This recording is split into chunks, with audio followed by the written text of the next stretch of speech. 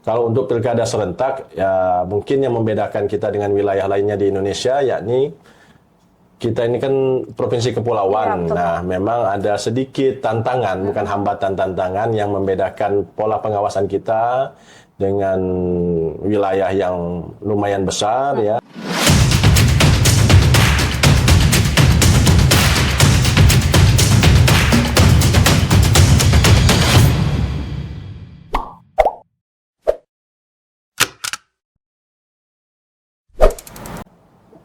Pergi ke pantai menikmati senja, ombak tenang, di negeri serumpun sebalai. Kita buka obrolan penuh makna, cerita pilkada dan demokrasi Bangka Belitung dimulai. Halo sahabat Bawaslu, selamat datang di podcast Ngopi Seru. Ngobrol pemilu bersama Bawaslu, ruang diskusi dan ngobrol santai tapi tetap bermakna soal demokrasi. Hari ini kita akan membahas tentang Pilkada Ulang tahun 2025 di Bangka Belitung. Sebuah momen penting dan penuh cerita dan pembelajaran. Telah hadir bersama kita tidak lain dan tidak bukan Ketua Bawaslu Provinsi Kepulauan Bangka Belitung, Bapak M. Mosika. Selamat datang, Pak. Waalaikumsalam warahmatullahi wabarakatuh. Terima kasih, Pak, telah berkenan hadir di podcast kita pada hari ini. Saya rasa sudah lama tidak bersua dengan Bapak. Ya, karena, betul, Lydia.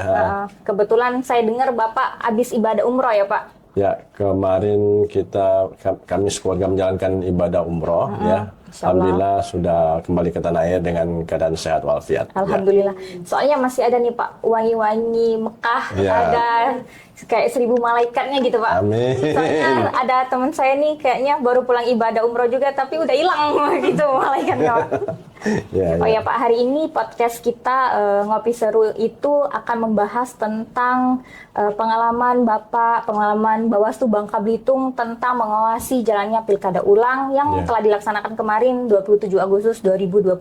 Boleh Pak diceritain sedikit nih, bagaimana ya Pak pengalaman Bapak sebagai Ketua Bawaslu mengawasi demokrasi Pilkada Ulang di Bangka Belitung khususnya? Ya, makasih Lydia selaku pembawa acara podcast pada kali ini. Saya ingin menyapa dulu para pendengar, penyimak podcast Ngopi Seru, ya, Bawaslu Provinsi Kepulauan Belitung, yang hari ini mengangkat tema terkait pasca dilaksanakannya Pilkada Ulang tahun 2025 yang memang hanya ada di Bangka Belitung. Se-Indonesia Pilkada Ulang, ya. Yakni di dua wilayah di Kota Pangkal Pinang dan Kabupaten Bangka. Pilkada Ulang ini terjadi dikarenakan pada pilkada serentak sebelumnya 27 November itu tidak ada pemenang, calon yang memenangkan kontestasi pemilihan kepala daerah di Kota Pangkal Pinang dan Kabupaten Bangka karena memang hanya diikuti oleh satu paslon. Iya, betul. Nah, dan kebetulan yang memenangkan kontestasi yakni kolom kosong, walaupun itu bukan pilihan, ya, dalam arti tidak ada aturan untuk memilih, ya, atau aturan yang sebagai kontestan, ya, kolom kosong, namun masyarakat menentukan banyak pilihannya ke kolom kosong, sehingga harus diadakan pilkada ulang di dua wilayah tersebut. Dan alhamdulillah memang pelaksanaan pilkada ulang ini berbeda dengan pemungutan suara ulang. Pilkada ulang ini dilakukan dari tahapan pertama, ya, dari proses perencanaan, ya, update pemilih, ya, sampai dengan tahapan kampanye dan hari H pemungutan suara. Hanya saja yang berbeda yakni tahapan kampanye kalau pilkada serentak kemarin itu kalau nggak salah 60 hari, ya. Kalau salah 45 hari, ya, 45 hari, sementara di pilkada ulang ini kampanye itu 30 hari. Ya, betul, Pak. Nah, jadi memang ada tahapan yang dipersingkat, yakni tahapan kampanye. Namun tahapan lain berjalan sebagaimana mestinya sesuai dengan tahapan pilkada ulang. Dan alhamdulillah pelaksanaan setiap tahapan di pilkada ulang, baik itu di Kabupaten Bangka maupun Kota Pangkal Pinang, semuanya berjalan dengan lancar dan juga atas kerjasama banyak pihak, karena ini menjadi atensi baik dari provinsi maupun pusat ya. Karena ini satu-satunya 2 wilayah yang hanya mengadakan pilkada ulang di 2 wilayah ini. Semuanya berjalan lancar, tapi memang ada dinamika-dinamika yang terjadi yang membedakan dari pilkada serentak kemarin. Kalau pilkada serentak hanya diikuti 1 paslon, di pilkada ulang ini di wilayah Bangka ada 5 paslon, sementara di pilkada Kota Pangkal Pinang itu hanya 4 paslon.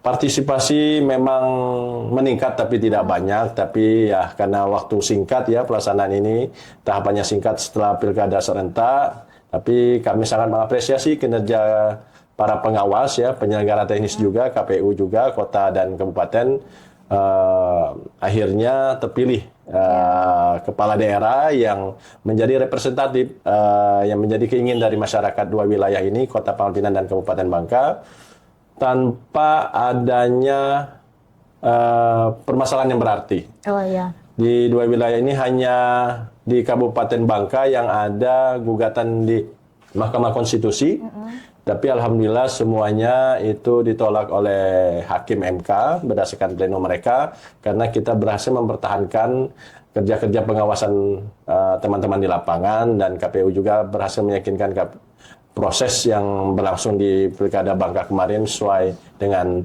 PKPU dan aturan yang ada. Ya, jadi secara umum banyak pembelajaran dari pilkada ulang ya ke kita, dan alhamdulillah kita menjadi lebih baik dalam hal pengawasan juga pelaksanaan teknis penyelenggaraan pilkada tersebut. Ya. Oh ya Pak, itu kan menjalani proses yang sangat panjang ya Pak, dari awal hingga akhir, apalagi atensi pusat juga benar-benar menyoroti Provinsi Kepulauan Bangka Belitung. Ada nggak sih Pak yang tantangan yang paling terasa dari pengawasan yang dilaksanakan oleh seluruh jajaran Bawaslu Bangka Belitung? Misalnya entah netralitas atau apakah kondisi geografis kita yang sebuah kepulauan itu mempengaruhi gitu Pak? Kalau untuk pilkada ulang, ya mungkin isu yang paling menjadi fokus dari banyak pihak, yakni terkait netralitas dan money politik atau politik uang yang disinyalir ya masih terjadi. Namun kita tetap mengedepankan pencegahan, teman-teman di lapangan mengedepankan pencegahan, memberikan sosialisasi, ya, memberikan informasi ke masyarakat bahwa jangan sampai money politik itu terjadi, dan alhamdulillah pencegahan itu berhasil ya. Sementara untuk netralitas memang ditemukan keterlibatan beberapa pihak yang harusnya netral tapi terindikasi ya memihak ke paslon, dan semuanya sudah ditindaklanjuti sesuai dengan aturan dan penegakan hukum dalam pilkada. Alhamdulillah ini memberikan efek jera kepada yang bersangkutan sehingga dapat meminimalisir netralitas yang lainnya ya, sehingga menjadi contoh lah dalam penegakan netralitas terutama untuk ASN kemarin. Kalau untuk pilkada serentak ya mungkin yang membedakan kita dengan wilayah lainnya di Indonesia yakni kita ini kan provinsi kepulauan. Nah, memang ada sedikit tantangan, bukan hambatan, tantangan yang membedakan pola pengawasan kita dengan wilayah yang lumayan besar ya, walaupun penduduknya tidak terlalu besar tapi wilayahnya besar, sehingga kita harus kerja ekstra keras ya dalam melakukan pengawasan. Namun kawan-kawan sudah terlatih karena ini bukan pilkada yang pertama ya. Jadi memang hal-hal tersebut sudah kita mitigasi sebelumnya, sehingga permasalahan-permasalahan yang dapat terjadi semuanya dapat kita cegah lebih awal itu. Saya juga masih ingat tuh Pak, yang waktu Bapak nyinggung soal netralitas, memang ada seorang ASN yang memang disinyalir tidak netral begitu ya, tapi memang sudah ditindaklanjuti. Saya agak deg-degan nih Pak kalau ngomong soal ASN, karena sekarang ASN Bapak juga tahu sendiri ASN gimana. Karena deg-degan ya Pak, boleh kita minum dulu Pak. Oke, makasih banyak Pak. Karena ini ngopi seru, nggak afdol kalau nggak ngopi gitu Pak. Mari pendengar podcast Ngopi Seru, kita ngopi dulu ini. Bismillah. Harus ada ahnya kalau ngopi. Biar dapat gregetnya ya. Balik lagi ya Pak, di pilkada ulang tahun 2025 kemarin ya Pak, tahapan apa Pak yang paling krusial? Apakah entah kampanye atau di daftar pemilihnya atau yang rawan pelanggaran gitu Pak? Kalau di pilkada ulang kemarin, yang rawan dari hasil evaluasi yang kita lakukan itu pada masa tenang Masa tenang. Oke. dan hari H. Ya, betul Pak. Karena pada waktu yang bersamaan, memang pada waktu itu banyak laporan yang masuk ke Kota Pangkal Pinang dan Kabupaten Bangka. Dan juga berkat dukungan stakeholders lainnya, terutama di Sentra Gakumdu ya. Semua laporan itu sudah kita tindak lanjuti dan alhamdulillah walaupun ya tingkat kepuasan misalnya ya ada yang melapor, kadang-kadang kan masyarakat ini kan tidak mendapatkan informasi yang utuh dalam proses yang kita lakukan. Misalnya ada laporan terkait indikasi terjadinya money politik, kadang-kadang mereka ini memiliki kesimpulan tersendiri, sehingga itu kita memang harus lebih sabar ya menghadapi masyarakat yang melapor, sehingga mereka merasa tidak tersinggung. Iya Pak. Karena kita didukung juga oleh teman-teman kepolisian dan kejaksaan, kolaborasi yang baik. Apa yang harus kita tindak lanjuti semua, kita sampaikan mereka, sehingga mereka tidak bertanya-tanya. Karena kan masyarakat ini kadang-kadang melapor itu bukan karena tulus melapor, ya. Karena memang ada beberapa juga pihak yang melapor itu ya kadang-kadang membidik salah satu paslon.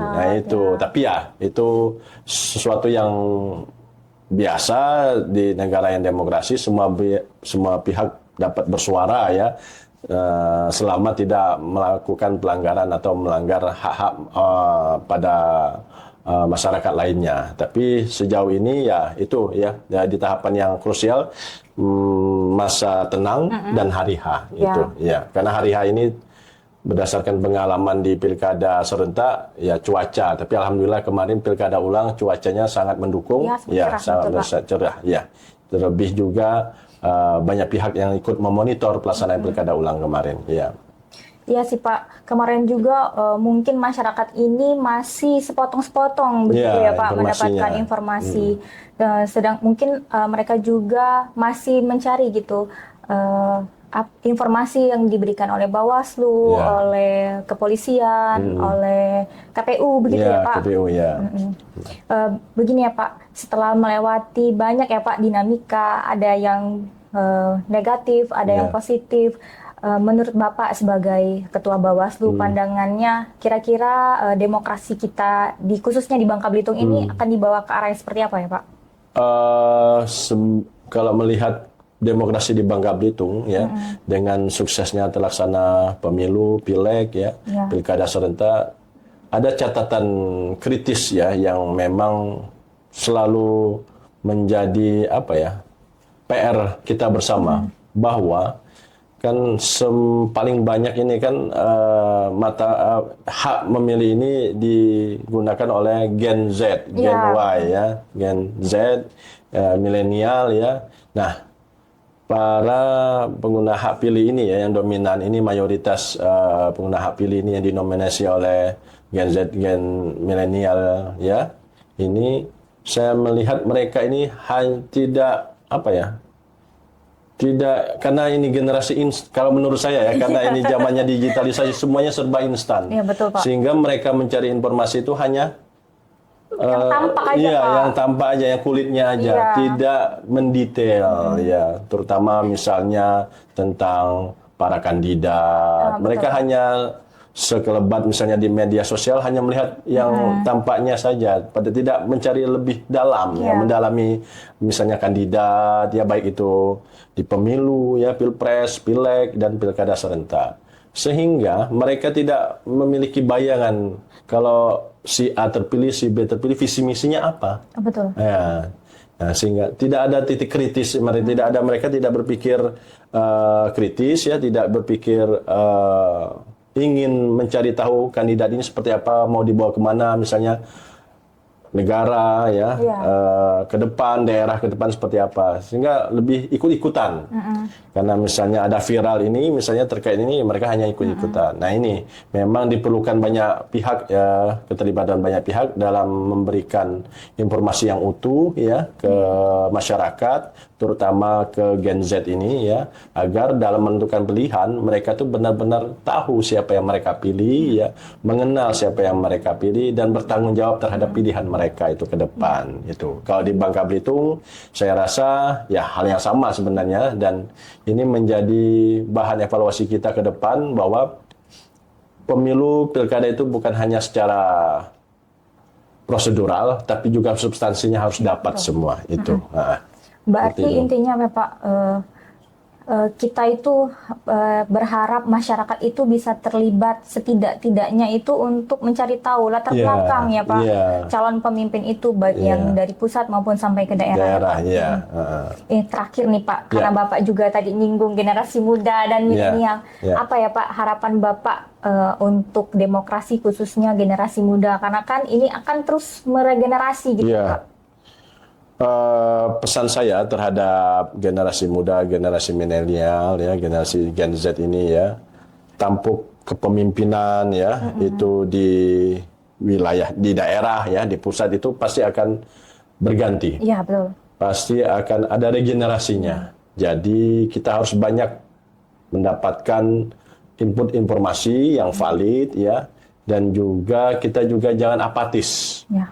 Jangan apatis, jangan ikut-ikutan, jangan hanya untuk meramaikan saja, tapi harus ada alasan yang menyebabkan kita sebagai generasi Gen Z, generasi milenial ikut berkontribusi terhadap jalannya pesta demokrasi, terutama saat pemilu, ya, pileg dan pilkada.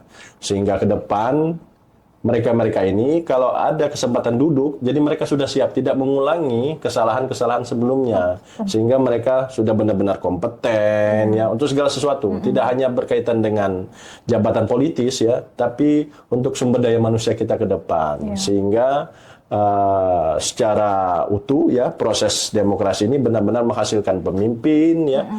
Dan juga menghasilkan masyarakat atau peradaban yang jauh lebih baik dari sebelumnya, sehingga kita juga sebagai penyelenggara berhasil ya, dan juga masyarakat menikmati dari pergantian kepemimpinan itu menjadi lebih baik ya, setidaknya lebih baik untuk wilayah daerah ya mereka sendiri. Itu kepedulian itu seperti itu yang menurut saya harus dimiliki oleh generasi milenial dan generasi Z ke depan. Ya, betul. Ya. Saya setuju sih Pak, kalau memang kita nggak tahu, mestinya ya cari tahu. Cari tahu, iya benar. Apalagi mereka sebagai yang mendominasi ke depan untuk penggunaan hak pilih ya, mata pilih yang dinominasi oleh Gen Z dan milenial ke depan. Betul sekali Pak. Ya. Terima kasih ya Pak atas cerita dan segala refleksi pengalaman Bapak sebagai Ketua Bawaslu. Mungkin salah satu juga yang bisa saya petik dari podcast kita hari ini adalah bahwa demokrasi dan pemilu itu bukan hanya sekedar hari H kita memilih, tapi bagaimana kita menghargai setiap proses demokrasinya. Juga menjaga proses menjaga demokrasi. Iya, betul. Biar tetap berlangsung ya sesuai dengan masyarakat sebagai pemilih kedaulatan di wilayah kita itu sendiri, bukan diwakilkan dengan yang lain. Oke. Kopi hangat kita habiskan bersama. Cerita pilkada jadi pembelajaran bermakna. Demokrasi dijaga dengan rasa, dari Bangka Belitung untuk Indonesia. Terus ikuti podcast Ngopi Seru dan konten edukatif dari Bawaslu Bangka Belitung lainnya. Jangan lupa like, komen, dan subscribe YouTube Bawaslu Provinsi Kepulauan Bangka Belitung. Sampai ketemu di podcast Ngopi Seru lainnya. Bye-bye.